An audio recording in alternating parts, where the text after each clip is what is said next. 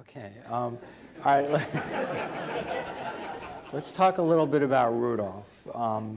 You mentioned before, Johnny, your friendship with Johnny Marks. One person we should introduce in the audience too, because I relied a lot on his research, is Rick Goldschmidt. Yes, yes. Here, somewhere, right there. Okay. I'm going to be relying a lot on your research tonight, so I thought we'd introduce you. Who's the historian, more or less, for Rankin Bass, and has written 2 books on the company. Rick.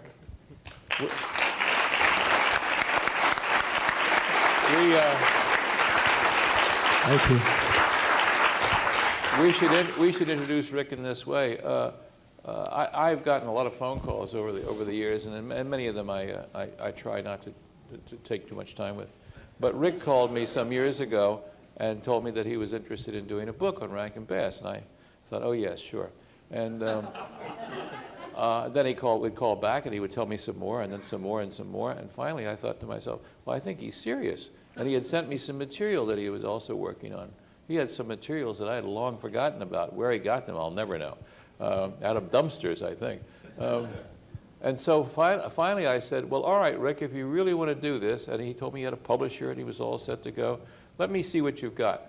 And I took a plane and I went out to, he met me at the airport near Chicago, took me home. I didn't know what to expect. And I found Mr. Middle America with a wife and 2 children, a dog, full catastrophe.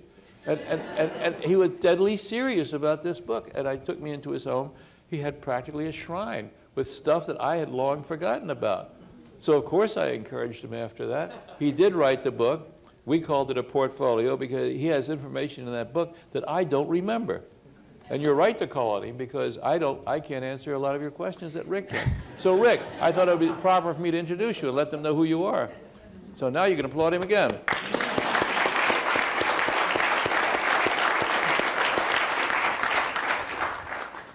Well, I thought I'd ask you a few questions that came out of that book you might not remember. But we talked about Johnny Marks before, and Rick quotes you, I'm sure accurately, calling him quite a character at some point. What did you mean by that?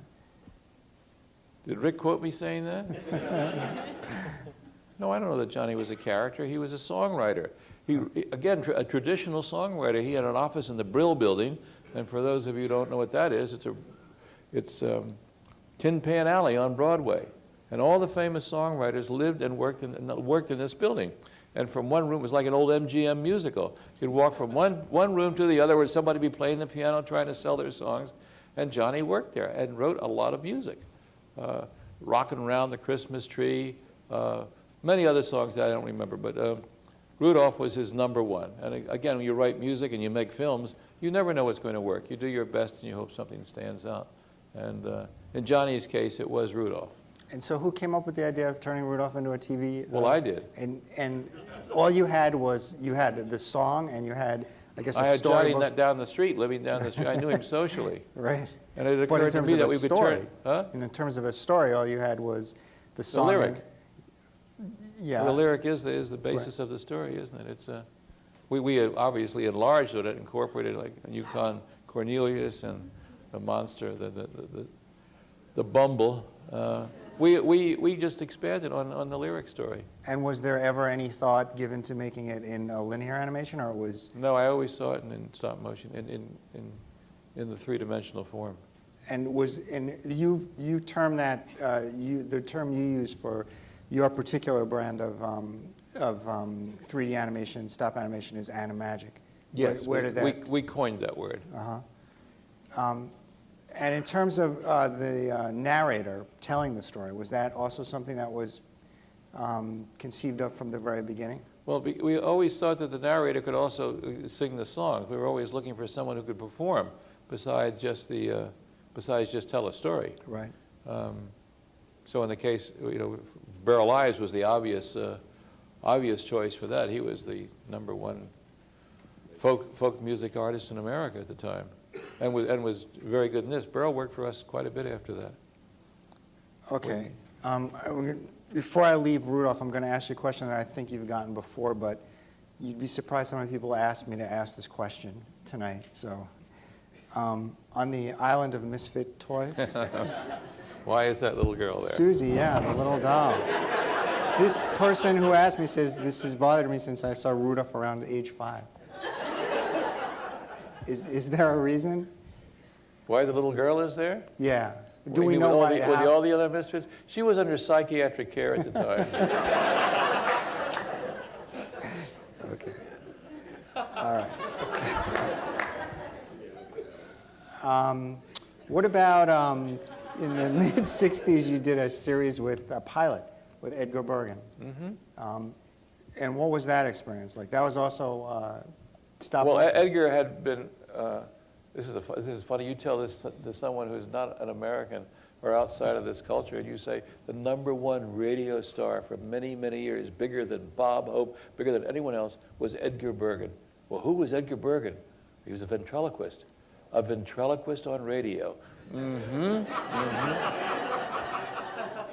But it's true, he was. He was the #1 radio star, and his sponsor was Chevrolet. And they would try to bring him into television. And he saw some of our work. And he said, if I'm going to go into television, I want to meet these guys, and maybe we can do something together. So they contacted us, and Jules and I flew out to Los Angeles, and they sent a car to the airport. They took us to the Beverly Hills Hotel. They gave us a cottage, and they took us to meetings.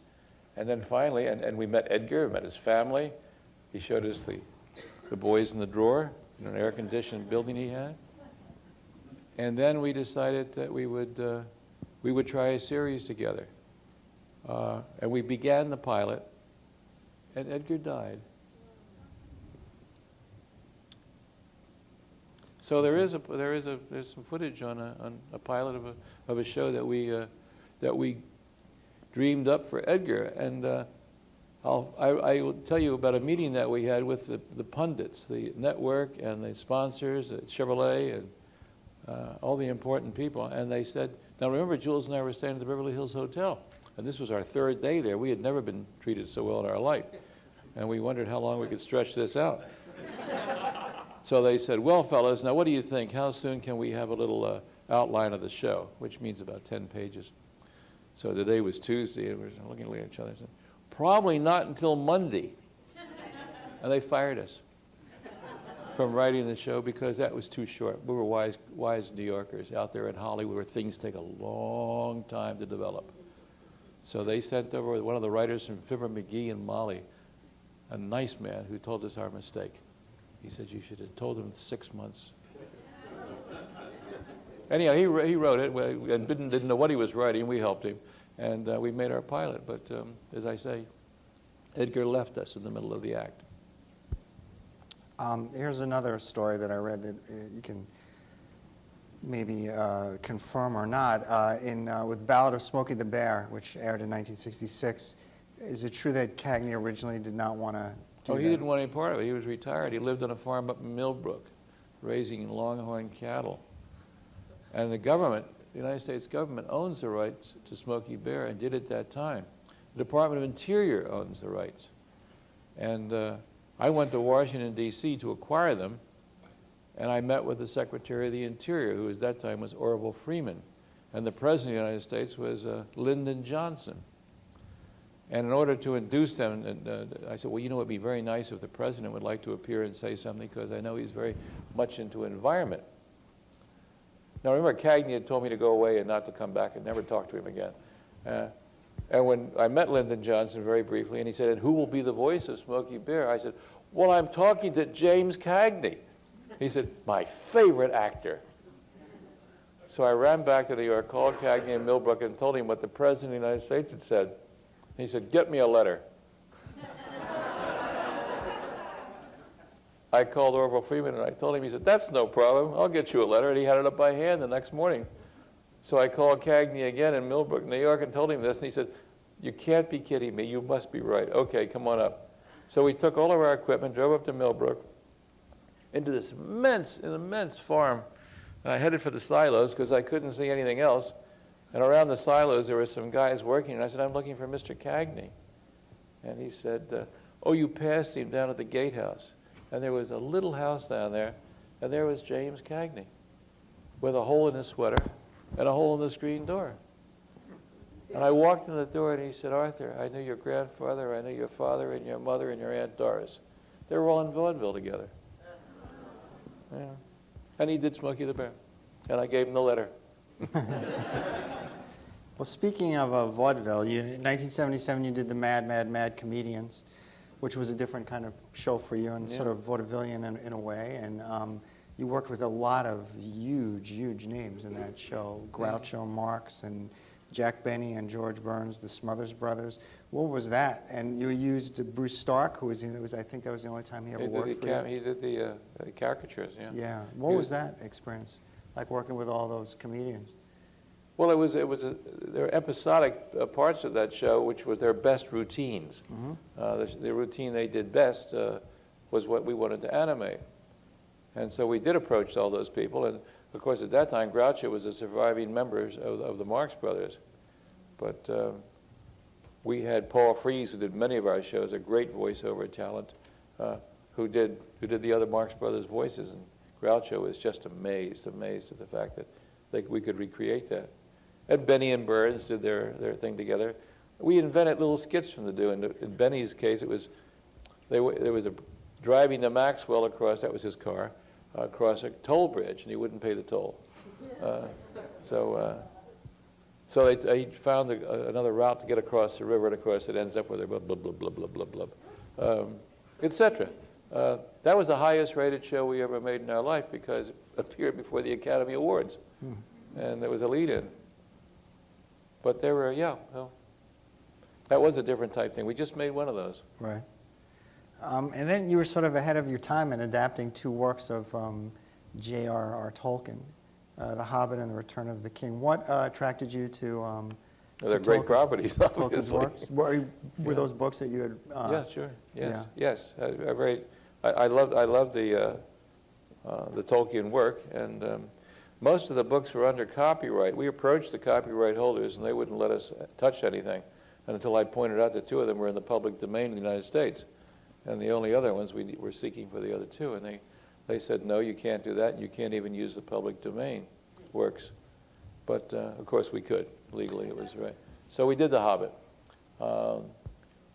which won a Peabody Award. And that's a good film. We tried to do Return of the King. We did it, but it is an awful lot to put into it. I think Jackson is having the same problem in the films. You know, you can't deviate from these books, or somebody will wait on the street for you.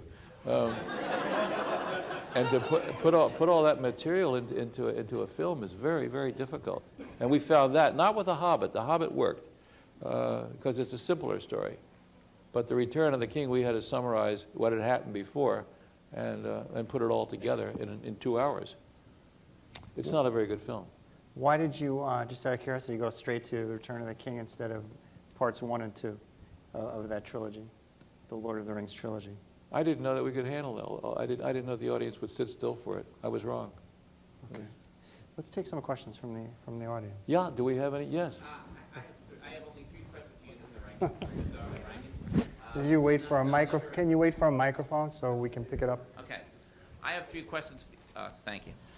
Listen, I have only 3 questions for you, Mr. Arthur Rankin. Number 1, why did Rudolph the Red-Nosed Reindeer leave NBC to go to CBS?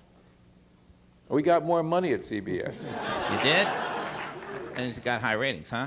And number 2, is Rankin Bass Productions still in business today or producing any new shows? Yes. What are the new shows you're going to work on in the future? I'm not going to tell you that because if I tell you, we won't get them made. I'm suspicious of that. All right. The third and final question is, what would we do now if we were to if we want to break into the animation business just like you? Do you have any advice for all of us, and how to do that? Yeah, it's like going to Carnegie Hall. You work, and get a good idea, find a character, do an outline of the story that you hope to present, and take it to the buyers, who are today the networks, cable companies, and the advertisers, mainly advertisers today. Yeah, they definitely are. Yeah. And if Rankin Bass is not one cartoon company I like better, the Patty Freeling Enterprises, which is no longer in existence, is something else. Yeah, good choice.